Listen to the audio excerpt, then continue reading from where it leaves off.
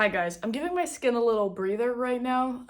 I'm still purging from the retinol. I introduce every video like that, it seems. I'm not gonna apologize for it because I have pimples right now and that's that. I made a little makeshift background that doesn't even cover the entire background, but it's fine. Today we're doing a little knitting podcast. I'm gonna talk about my whips because I have quite a lot going on right now and it just helps me keep organized in my mind. So let's just get into it. The first thing that I'm gonna talk about is what I'm wearing right now. I'm wearing my big burrito cardigan by Wool and Beyond.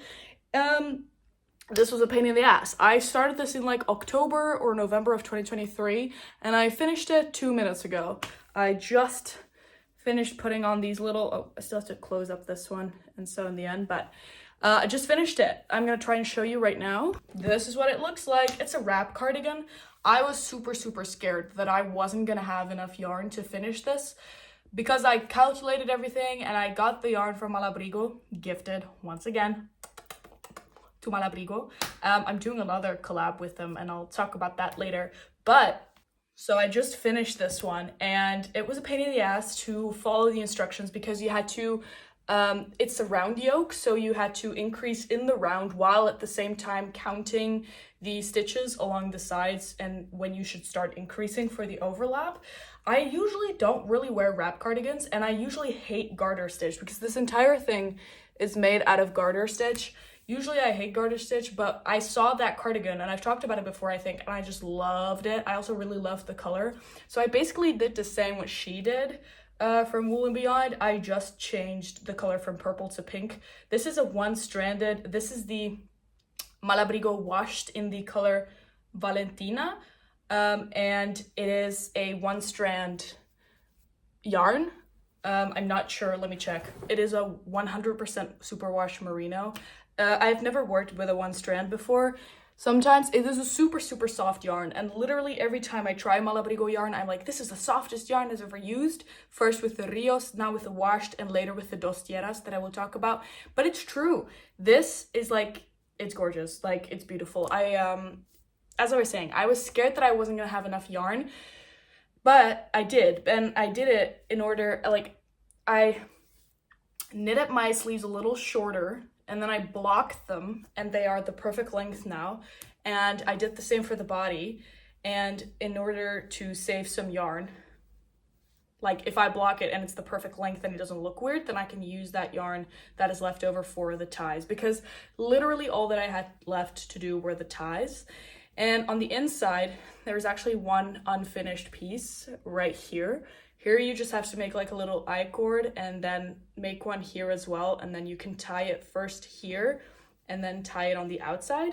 The only thing that I did change is that I made the ties a little more narrow, again, to save yarn. And also because I liked the wide ones, but I was more convinced, like I didn't want to order one skein of washed and have it delivered all the way from Peru.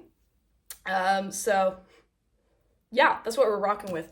I am probably going to take this off in a second because it is currently 27 degrees outside. Almost never happens in Belgium, but it's amazing. It's lovely. The sun is shining. That's why I'm filming the video right now.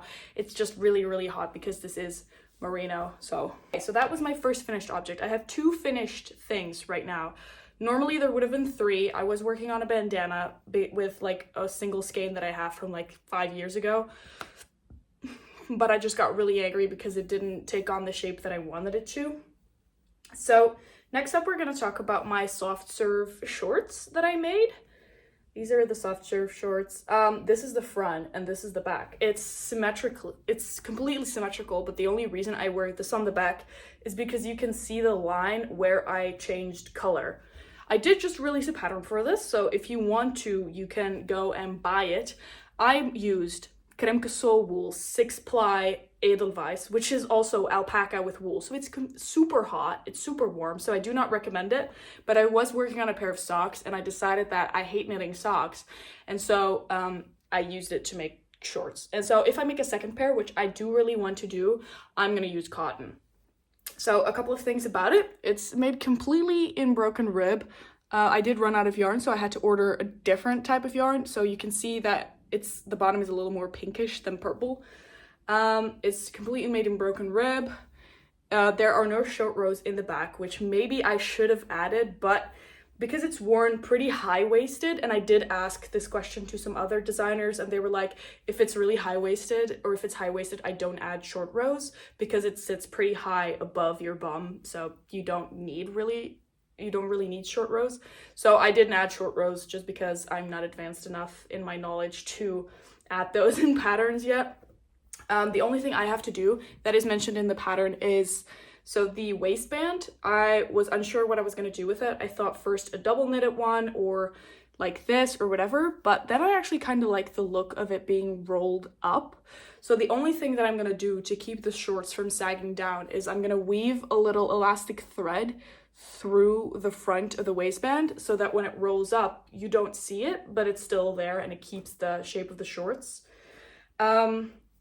Yeah, I'm really happy with this. I think they're really pretty. I do really like the colors. Usually I'm a purple hater, but I don't know where I saw this combo, but I just loved it. I love it a lot.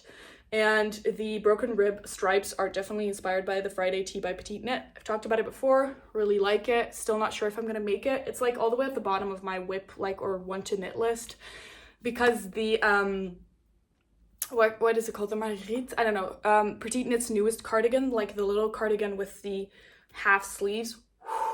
Love that. Probably the only thing I will ever knit in gray. I'm also a gray knitwear hater, so this is gonna be the first time that I actually knit something gray. It's like the first time that I see something and I'm like, yes, I cannot imagine that in a different color than gray, and it's beautiful in gray. So I will be knitting that after I finish all of this. Anyway, next up is this little cardigan. It's not much of a cardigan yet. I am the type of person, I don't think that red suits me all that well, but now that red has really come into fashion, or really has been in style, I've been feeling kind of inspired. Like, I usually don't go along with like really big trends, but the red, they've convinced me. Just like the Adidas Sambas, I want new shoes because my Diadoras have broken, and I still love those, but I want to switch it up. I want like funky shoes because I have black Doc Martens, I have black boots, and I have boring Asics to run in or to just wear. I want like funky shoes, so I'm gonna get some Sambas, although apparently the quality is not that good. Anyway, as I was saying, red has, yeah, they've convinced me of the red. This is probably closer to a fingering than a sport weight, and I am using 4mm needles, so that is risky. I wanted this cardigan to be really juicy and plump, which it's not with this yarn, but the reason why I am using this yarn is because I bought a vintage sweater that was handmade but was really ugly, and I bought it at a secondhand store where you weigh it, and then its weight, like, it depends on how much it weighs. Like, the cost depends on how much the sweater weighs. So I think I paid €5 for it. And I noticed it was handmade. And I always loved the idea of unraveling sweaters and then reusing it. But very often it's like synthetic, or it's made with a machine. So it's just knit fabric cut out, so you're not able to unravel it in one go. So when I saw this was handmade, I knew it was a sign, because I've been wanting to make a little red cardigan, and then I saw this and I was like, that's perfect, because then I can recycle yarn. Because although it is sustainable to make your own clothes, sometimes it's still unsustainable to buy a bunch of yarn. So I got this. It's a little more downtoned red than I would have wanted it to be. It's brighter in real life than it is on camera, but it's pretty thin. I think it is 100% wool. It's not synthetic. Like, I've tested it with a lighter. It's not synthetic, but it is like a woven, or like a, yeah, the yarn itself, or like the strands are already, like, how do you call it, like intertwined or like crocheted, something like that. But yeah, we're working on a saddle shoulder. I've never freehanded a saddle shoulder before. I wish I made it a little broader, and I'm not sure if that goes away when I block it, but because with a saddle shoulder, most often you increase on both right side and wrong side rows. With like raglan, you increase every other row, but here you do it on every row. So I hope when blocking it, it'll kind of like fall straight, but I don't know. Also, I was like working with petite knit gauge for like 4mm. Like that's usually the type of gauge that I have. Like it's weird, but you know, I was counting on 4mm like regular gauge, but because the yarn is so thin, I think the cardigan might end up being a little tighter than I anticipated. I do want it to be a tight cardigan though. I want it to be long sleeve, no decreases, so I want like a straight sleeve, a little bit open here. And I want it to be not super long, but not cropped either, because with my freehand projects, I always end up having the body rather short because I end up being lazy. And my sleeves, for some reason, are always too short. So I want to combat that. And then for the button bands, I'm gonna do just 1x1 rib and not double knit, because I think 1x1 rib is really pretty in like a very thin needle, like in a 2.5 or a 3mm, so it's like nice and tight. So yeah, that's what I'm gonna do. I have so much yarn because that sweater that I got was clearly made on like 3mm needles, so maybe I'll have leftovers and I can make like a Sophie scarf or something. I've made Sophie scarves before for like as presents. I've made 3 or 4. I think I've made 3 before, 3 as a present, and everybody always likes them, but I just never end up wearing them if I make them for myself. Oh, I forgot. I have one more finished object. I made this in like 2 days because I'm European, I'm Belgian, which means my neighboring countries are France, Germany, and the Netherlands. And if you're not aware, Joost Klein is from the Netherlands, and he was participating, and he was then disqualified, which don't want to get in. Okay, disclaimer, I did not watch Eurovision. I have boycotted it because Israel was participating. 1, it's not in Europe. 2, hello, why are you letting countries participate that are in a war, that are actively in a genocide, or actively, how do you say that? Participating in a genocide. That's all I'm gonna say about that. But Joost and Israel were both very, very popular. And Joost is he likes to provoke, he's a bit mysterious, he's untraditional, he's unorthodox, and he was kind of, you know, he's not Eurovision material in the sense that he's just there to be beautiful and sing a song. Like, he's fun. And he had a really good song. Yes, it's in Dutch. Yes, it has hardstyle in it.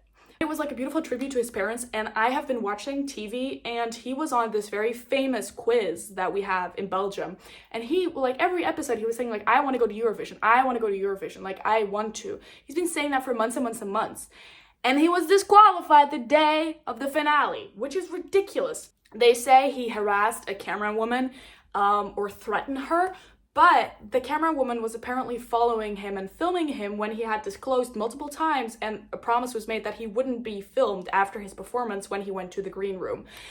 So now he's being investigated by Swedish police. It was confirmed that he did not touch her. So make of that what you will. I think it's an overreaction. Like, you're gonna let somebody who's participating in a genocide participate, but you draw the line at harassment. Okay, I worded that kind of weirdly. I said, like, you draw the line at harassment, but not at genocide. Obviously, Israel, that's obvious. Like, it shouldn't participate.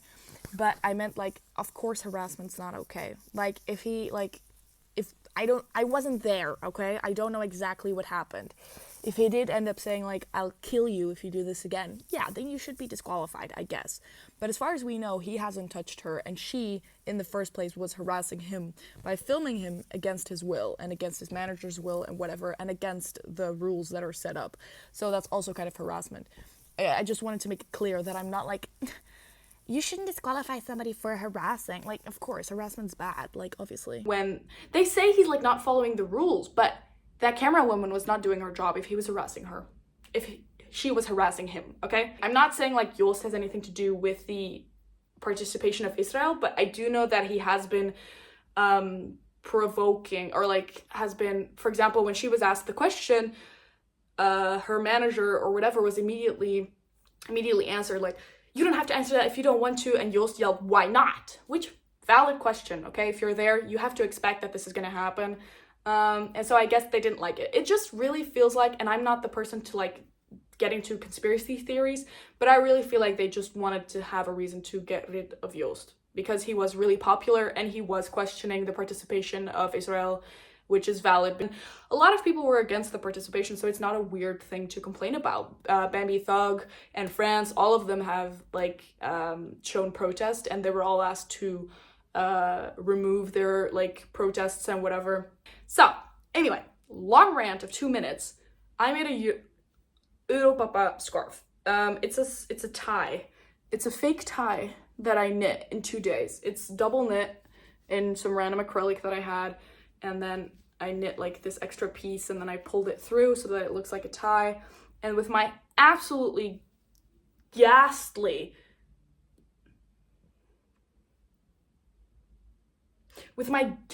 embroidery skills, I embroidered on Udo Papa, because if you don't know, on his like promotional pictures of Udo Papa, he has a picture of him going with the tie. Okay, so that's why I made it. I thought it was really cute, and I probably put out a little pattern for this for like €1, just for like the count of the scarf and stuff.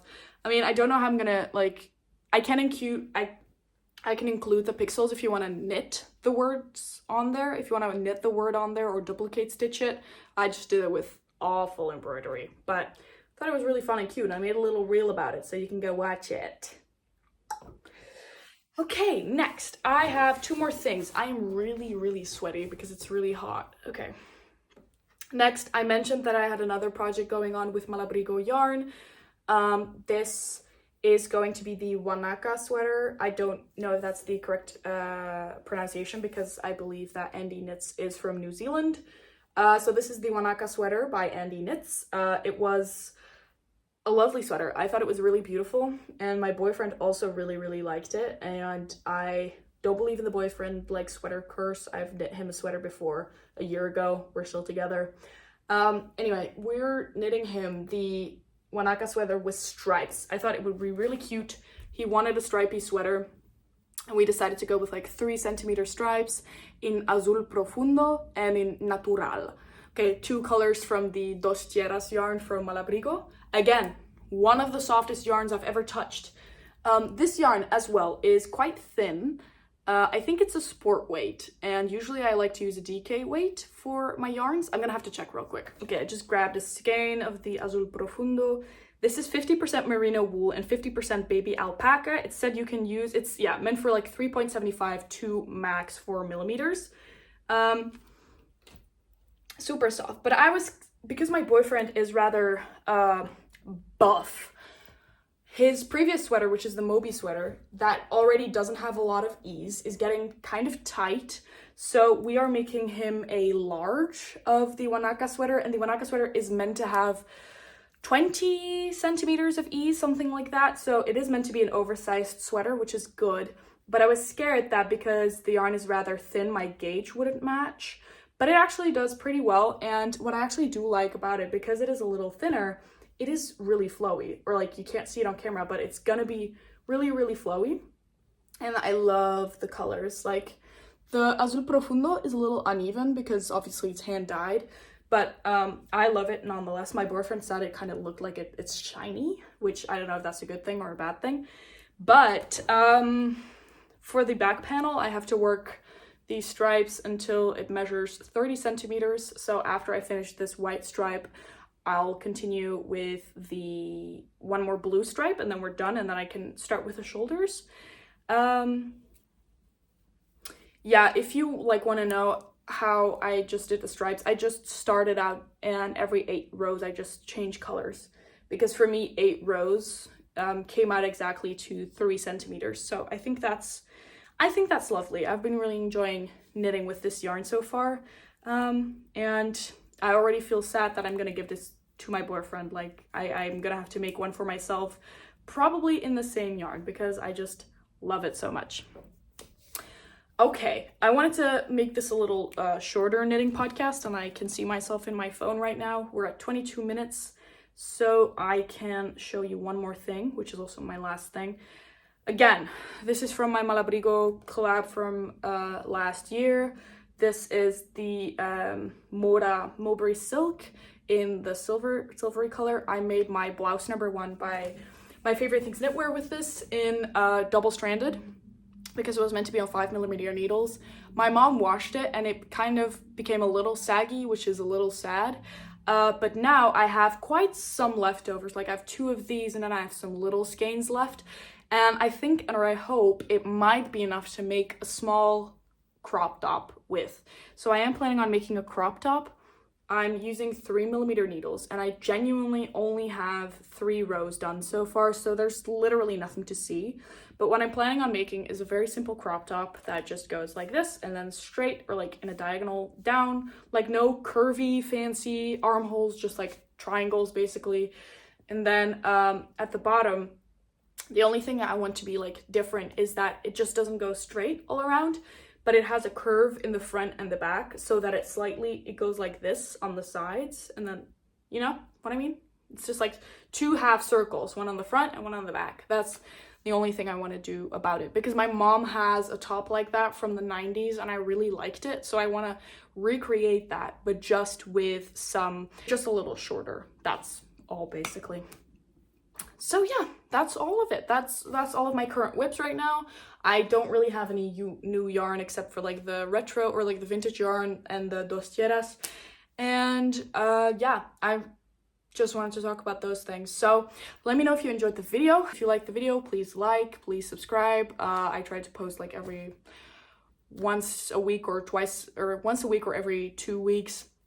You can follow me on my Instagram and you can buy my patterns on Ravelry if you want to buy the soft serve shorts. They're out right now. And yeah, I'll see you in the next video and bye.